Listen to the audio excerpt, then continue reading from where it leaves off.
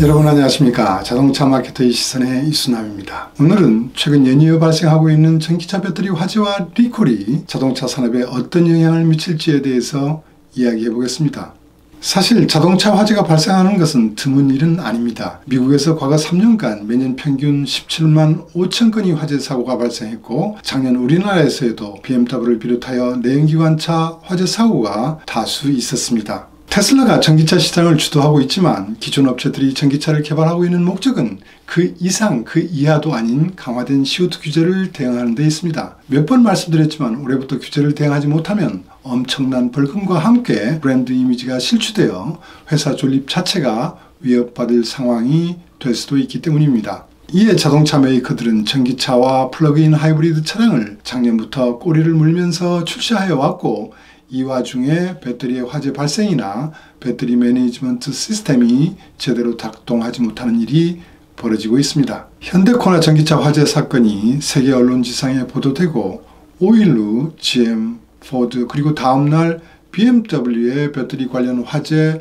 리콜의 뉴스가 있었습니다. 전기차의 화재 리콜은 이제 전기차 판매가 늘어나고 있는데 고객들에게 전기차가 안전하지 않다는 이미지를 전달할 수도 있습니다. 또한 업체들에게는 CO2 배출 규제를 미달하는 리스크도 커질 수 있습니다.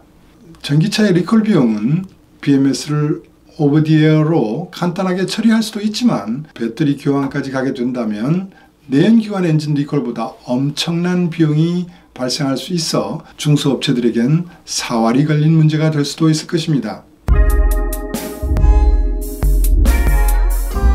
전기차 개발에서 엔지니어들이 가장 중요하게 생각하는 것은 물론 안전이라고 생각됩니다. 그러나 최근 배터리 밀도 증대를 통한 긴 항속거리를 확보해야 하고 제로백 성능을 향상시켜야 되고 저코스트 차량 개발에 엄청나게 스트레스를 받고 있을 것입니다. 이러한 와중에 개발된 차량들이 화재 또는 화재 가능성에 노출되는 일은 다시 한번 성능과 안전의 밸런스의 중요성을 일깨워주고 있습니다. 이해를 돕기 위하여 테슬라의 주도시장에 제일 먼저 전기차를 론칭한 아우디 이트론이 배터리 구조와 매니지먼트 기술을 소개하려 합니다. 아우디는 배터리를 외부 조달로 결정한 다음에 배터리 온도 관리에서의 우위 확보와 충돌 시 배터리의 안전을 차별화점으로 추진하여 왔습니다.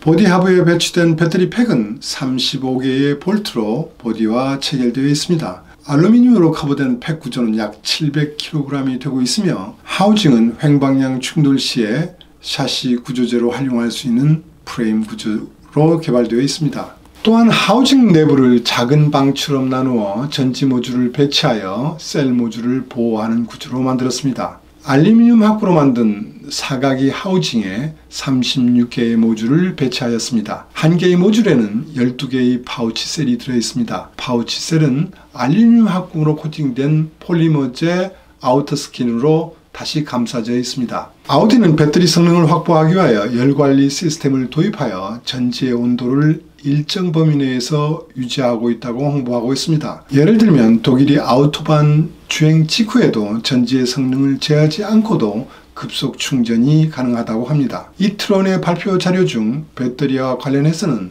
한겨울 냉간 시동부터 한여름 고속 주행까지 상황에서도 전지의 최고 작동 효율이 잘 발휘될 수 있도록 25도, 35도를 유지한다고 쓰여 있습니다. 배터리 충전 상태, 출력, 열 등은 배터리 매니지먼트 컨트롤러에서 관리합니다. 이 BMC는 전류, 전압, 온도를 모니터하고 있는 전기 모터 및 셀 모듈 컨트롤러와 통신하고 있습니다. 전지 시스템과 차량의 인터페이스는 고전압 릴레이와 퓨즈를 일체화한 배터리 정션 박스가 담당하고 있습니다. 전지 시스템 전방에 설치되어 있고 BMC, CMC, BJB 간에 데이터 통신을 합니다. 이런 데이터를 활용하여 전지 온도를 25도, 35도로 유지하는 구조입니다. 예를 들어 급가속과 급충전을 할 경우 전지 온도가 높게 되기 때문에 냉각을 촉진하게 됩니다. 이트론인 냉각 시스템은 전지 하우징이 외측에 설치되어 있습니다. 마이크로 포츠라 부르는 작은 방에 분할된 형태로 열전도성이 높은 접착제로 지지 하우징에 부착되어 있습니다. 셀 모듈과 하우징 간에는 열 전도성이 높은 젤을 주입하였는데 젤은 셀이 방출하는 열을 냉각기로 전달합니다. 이렇게 배터리에 열관리 시스템을 도입하면서 잘 관리하고 있는데도 아우디는 작년 6월 미국 NHTS에 자발적 리콜을 한다고 발표했습니다. 습기가 차량의 전기 시스템으로 스며들어 전기 단락이 되어 잠재적인 화재 위험이 있다는 것이었습니다. 충전 포트와 배터리 사이를 연결하는 와이어링 아셋에 있는 하네스 그로메트를 교체한다는 리콜이었습니다. 이 차에는 센서가 습기를 찾아내면 고장 표시 등이 켜지게 되어 있는데 유럽에서 5건이 발생되어 아우디는 자발적 리콜을 했습니다. 프리미엄 브랜드답게 리콜 기간 중 고객이 선호에 따라 대체 차량을 제공하거나 800불 캐시카드 제공이 되었습니다. 리콜 기간 중 고객과의 관계를 매우 중요하게 여기고 있는데 한국에 수입된 차들도 이런 혜택이 제대로 되고 있는지는 궁금합니다. 아우디보다 2달 먼저 중국에서는 니오이 전기차 ES8에서 화재가 발생했습니다. 상해에서는 모델 S의 화재 사고가 발생하여 테슬라는 6월에 모델 S와 모델 X의 BMS를 업데이트하였다고 합니다. 올해 5월과 8월에는 중국의 광주기차의 아이온 S 전기차에서 3건의 화재가 발생했는데 CATL 배터리가 원인이라고 보고 있습니다. 포드는 유럽의 CO2 규제 달성이 가장 핵심 전략차로 쿠가를 선정하고 플러그인 하이브리드를 4월에 론칭하였습니다. 상반기 플러그인 하이브리드 판매에서 5위를 차지할 정도로 잘 팔렸고 올해 CO2 규제를 맞출 수 있을 정도였습니다. 그러나 삼성 SDI가 공급하는 배터리 화재로 인하여 CO2 규제 달성은 이미 물 건너간 상태가 되었습니다. 4대의 차량에서 화재가 발생하면서 6월 26일 이전 생산 차량 2808대에 대하여 8월에 리콜을 시작했습니다. 현재 고객인들은 물론 판매 중지된 상태입니다. 충전 모듈이나 커넥터의 손상으로 인하여 누수가 될 경우 배터리 팩에 쇼트가 발생할 수 있다는 것입니다. 고객들에게는 EV 오토 모드에서만 운전하고 충전하지 말 것을 요청했습니다. 고객들에게는 500유로 상당의 연료 쿠폰이 지급되고 있습니다. BMW는 벤츠와 다르게 플러그인 하이브리드 차량을 다양하게 전개하면서 CO2 규제를 대응하여 왔습니다. 그러나 1월 20일부터 9월 18일까지 생산된 26,900대에 대해서 리콜을 한다고 발표했습니다. 2 시리즈 액티브 투어러에서 7 시리즈까지와 미니 컨트리맨까지 포함되어 있습니다. 매우 드문 케이스로 배터리 생산 과정 중 이물질이 들어가서 충전했을 때 배터리 셀에서 쇼트를 촉발시킬 수 있고 그것이 화재로 연결될 수 있다는 우려 때문에 리콜을 했다고 합니다. BMW는 배터리 업체를 밝히지 않고 있지만 NHTSA와 언론에서는 삼성 배터리라고 합니다.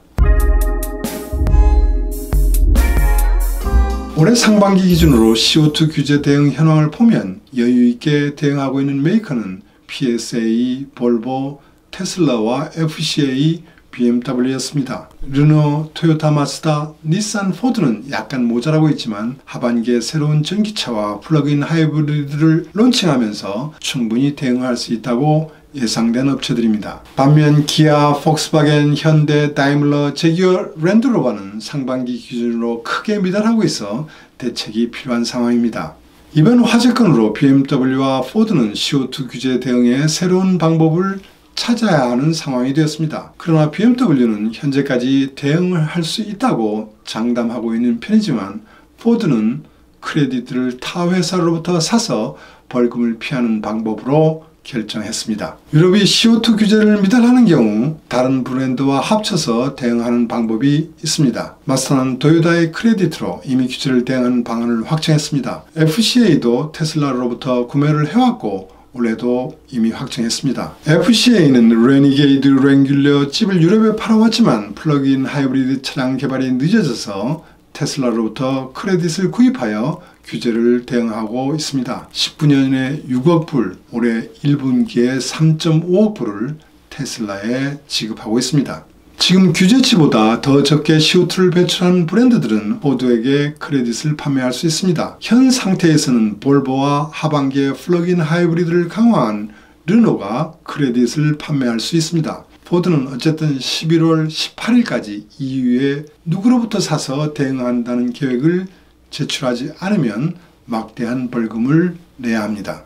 그림에서 보시면 폭스바겐도 위험한 상황이나 하반기에 ID3, ID4가 판매되면서 여유가 생깁니다. 이에 유럽의 MG를 팔고 있는 중국이 싸이에게 크레딧을 판매합니다. 문제는 다이물러입니다. 굉장히 어려운 상황입니다. 아직까지 크레딧을 구입하여 대응한다는 소식은 없습니다만 규제를 대응하지 못하여 벌금을 내게 된다면 아마 세계의 탑뉴스가 될 수도 있을 것입니다.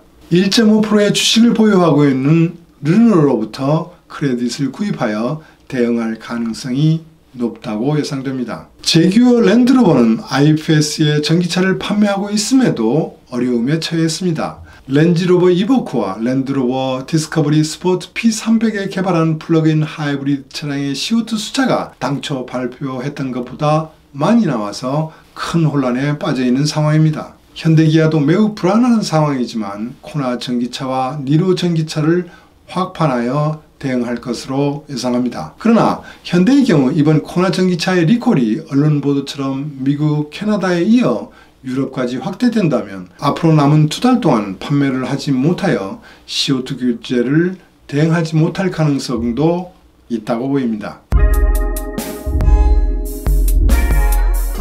또 하나 발생한 전기차의 문제점은 테슬라에 도전하는 볼보산나 폴레스타2의 리콜 내용이라고 할 수 있습니다. 주행 중 타이어로 전달되는 동력이 상실되어 차가 정지하는 일이 발생하였다고 합니다. 배터리 관리 시스템의 소프트웨어에 잘못이 있었다고 밝혔습니다. 응급 처방이 재미있습니다. 차에서 내려 문을 닫고 10분 기다렸다가 다시 문을 열고 시동을 열면 운행이 가능하다고 합니다. 이론적으로 이런 문제는 오버디에어 기능으로 업데이트가 가능한데 내년이나 되어야 가능하다고 하니 테슬라가 웃을 일이 되고 있습니다. 신 플랫폼으로 개발하는 엔리에는 론칭 초기부터 BMS를 포함한 여러가지 내용을 OTA로 업데이트할 수 있었으면 좋겠습니다. 그래야 테슬라에 도전하는 최소한의 자격이 될 것 같습니다. 전기차는 배터리의 코스트와 성능, 안전과 안전성을 제하는 기술이 최적화된 결과라고 할 수 있을 것입니다. 이들 요소 중 안전 부분에 최고의 역점을 두어야 한다는 것을 이번 1년의 리콜 사태로 다시 한번 확인하게 되었습니다. 화재에 취약한 니켈 프리 배터리 이용에 대한 안전 대책이 별도로 강화될 것으로 보입니다. 전구체 전지의 도입도 빨라질 것으로 기대됩니다. 안전이 빠지면 10년 공부 나무아비 타불이 될 수도 있을 것입니다. 오늘은 여기까지입니다. 들어주셔서 감사합니다.